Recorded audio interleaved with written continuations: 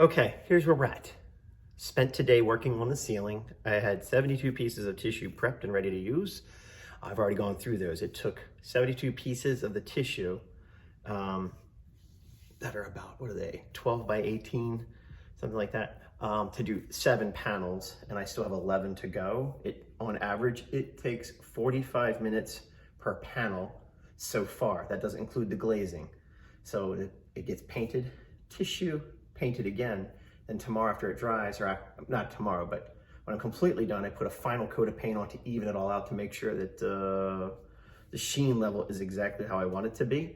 Because the one here, where are we at? Can you see that? This is completely finished painted with a final coat over the whole thing.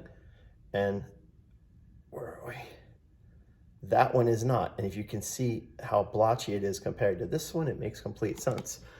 So tomorrow I'm going to glaze this one and soften it out so it has a worn leather look, like an old saddle. That's the look we're going for here. And I think I said it took 45 minutes on average to do this. I'm expecting probably another 30 minutes per section on glaze. And again, that doesn't include prep on tissue. So when I finish this, I'm actually going to figure it all in, because track your historic cost.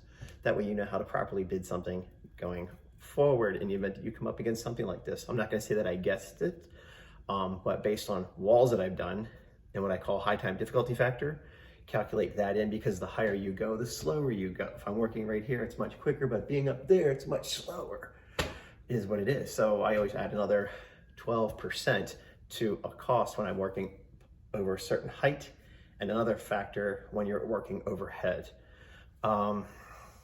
Yeah, so tomorrow I'll show you some finish. See ya.